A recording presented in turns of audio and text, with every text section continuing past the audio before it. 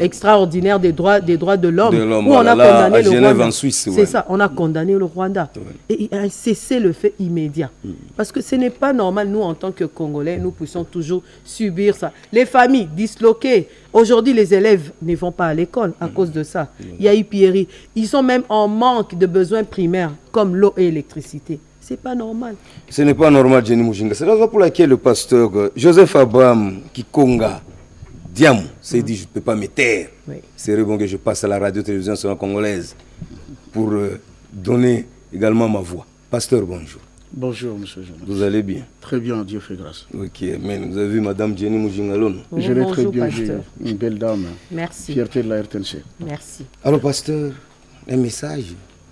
Je suis curieux, en tant que vous organisez ce vendredi. N'est-ce pas cette grande prière à 10h? Pourquoi le choix du vendredi, non pas mercredi, moins encore samedi? C'est ma vendredi avec des heures précises, où je vois 12h à 15h. Le pourquoi de ce choix? Oui, merci. Déjà, quand vous commencez par la journée, quand Dieu a dit que la lumière soit, et la lumière fut, et alors il a commencé à séparer, on dit les premiers, les seconds, les troisièmes, jusqu'au 7e jour. Mais le jour du vendredi, c'est un jour sacré. C'est le jour que Dieu a créé Adam. C'est d'abord un. Et le jour du vendredi, c'est le jour où le Christ était sur la croix. Voilà. Et c'était à la 9e heure, donc on dit 15 heures chez nous, qu'il avait accompli sa mission, après avoir annoncé cette parole qui était accomplie, et il a remis l'esprit entre les mains de son Père. Lui n'a pas rendu l'âme, mais il a remis l'esprit. Parce que lui, il était Dieu, et il était au contrôle de son âme, mais il devait remettre l'esprit qu'il avait de son Père entre les mains de son Père. Voilà. Et ça lui a permis d'aller dans les séjours de mort pour aller libérer tous ceux qui avaient cru en Dieu et qui l'avaient servi. La raison pour laquelle, d'ailleurs, les dimanches matin, quand le Christ est ressuscité, tous les saints aussi sont sortis des tombes ensemble avec lui. Et la Bible nous rapporte qu'ils ont passé 40 jours en Israël. Les gens les voyaient. Et après sa montée dans les cieux, que ces gens ont disparu. Et l'apôtre Jean nous dit dans les livres de l'Apocalypse que ces âmes qui avaient disparu sont sous le trône de Dieu, où il écrit nuit et jour, à quand la vengeance envers les habitants de la terre. Et une parole leur fut donnée, qui devait attendre jusqu'à ce que le nombre de leurs frères soit accompli. Alors, le jour du vendredi également, c'est le jour que Papa Simon Kimbangu fit un certain 12 octobre 1951 à Lubumbashi, que lui également va séparer son corps de son esprit. Il était à l'hôpital Saint-Doué, où il avait été admis en soins parce qu'il avait développé une dysenterie quelques 3 jours avant, quand il est sorti de sa prison. Lui-même, au moment où la porte était barricadée, bien fermée, on vient le 3 octobre, on voit Papa Simon dehors. On lui dit, il faut que tu rentres dedans. Il dit, non, je ne peux pas parce que le temps auquel on s'était convenu avec le Christ est arrivé à son terme. Il a été condamné le 3 octobre 1921 et le 3 octobre 1951, il sort de la prison. Ça faisait exactement 30 ans.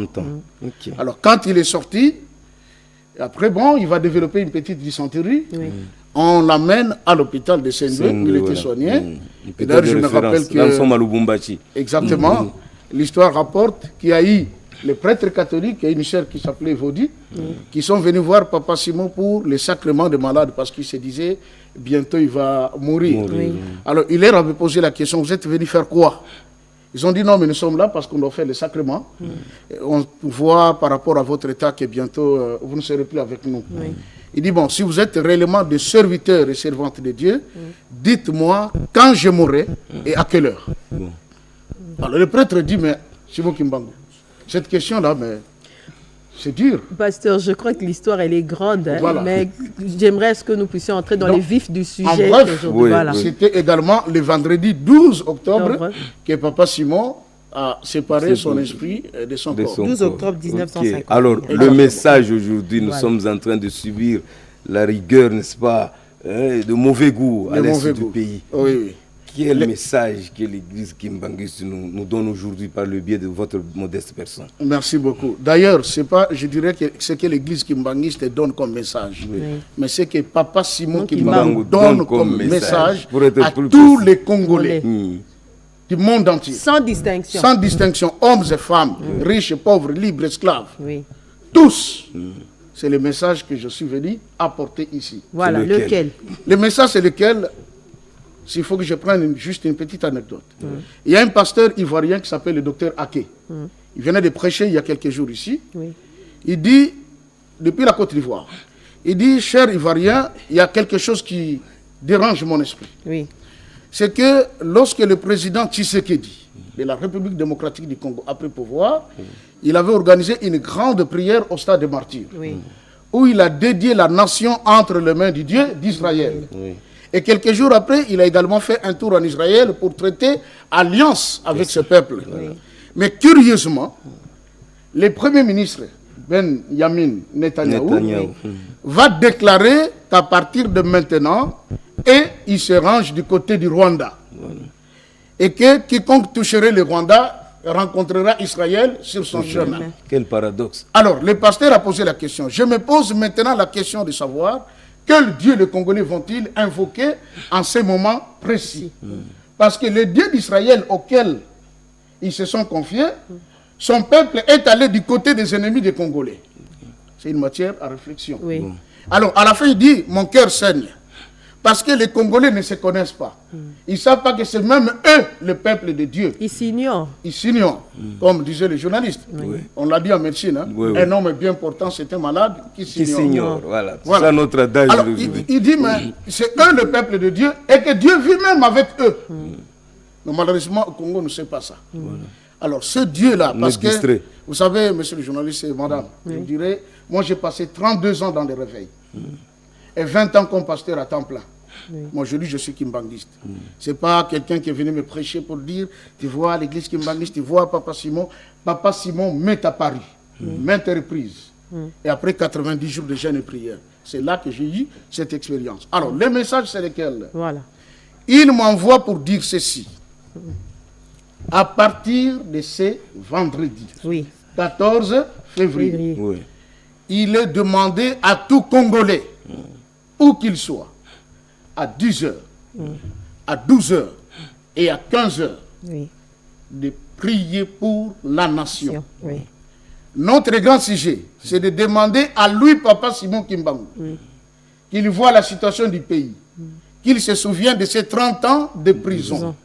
Et il a dit, mettez-moi à l'épreuve. Vous savez, je m'excuse, le livre de Deutéronome, 32, verset 8, on dit, Dieu a donné à chaque peuple un être céleste pour le conduire. Notre être céleste, c'est bien Papa Simon Kimbangu. Les Arabes ont les leurs, les Occidentaux ont les leurs, les bouddhistes les ont Chinois, les leurs, les Indiens. Mais quand on demande aux Africains quel est l'être supérieur céleste que Dieu a donné aux Africains, on tâtonne. Parce que l'Afrique reste le continent le plus prostitué spirituellement, et la République démocratique du Congo en particulier. Et là, Papa Simon dit, il se lance en défi au peuple congolais, depuis nos autorités jusqu'au petit peuple. Ce vendredi, vous arrivez à 10h, vous étiez dans votre voiture, sortez de votre voiture, mettez-vous à genoux, invoquez Tata Kimbangu, dis-lui, souviens-toi de tes 30 ans de prison, et vois la situation de notre pays, pendant 30 minutes seulement. Vous roulez. À 12h, pareil, à 15h, pareil, et ce sera la fin de notre programme. Ok, voilà, ça c'est une très bonne chose, pasteur. Je crois que tout le monde est en train, n'est-ce pas, de suivre. Et là, nous sommes sûrs et certains que nous allons récupérer tous nos territoires sous occupation. Vous savez, monsieur le journaliste, s'il y a quelque chose que je peux ajouter. Lorsqu'il y a eu la guerre de sécession, le président Mobutu a lutté de toutes ses forces, avec l'armée zaïroise de l'époque. Mais il n'y avait pas de solution. Lui, il connaissait la force de Papa Dangenda, sa force spirituelle. Il est allé les voir, il dit, Omo, je suis au bout. Là où je suis arrivé, il n'y a que toi qui peux m'aider. Est-ce que tu ne peux pas faire quelque chose pour ce pays? Papa Dangenda lui dit, c'est très facile. Mais je te demande seulement de mettre à ma disposition les moyens de transport pour les fidèles qui doivent m'accompagner. Et vous savez quoi?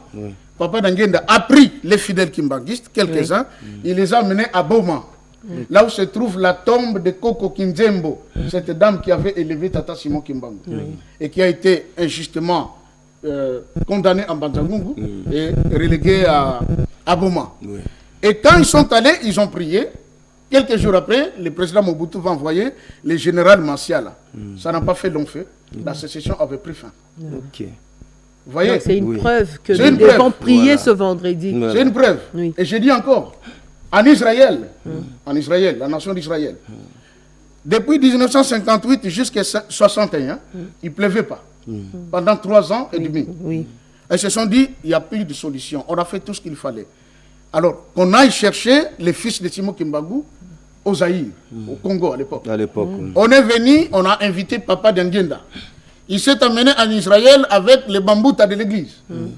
Quand ils sont arrivés, récits à l'hôtel, à Tel Aviv, on lui dit, le but de votre présence ici, nous voulons que vous puissiez invoquer votre Père pour qu'il fasse pleuvoir ici en Israël, parce que ça fait 3 ans et demi qu'il n'y a pas de pluie.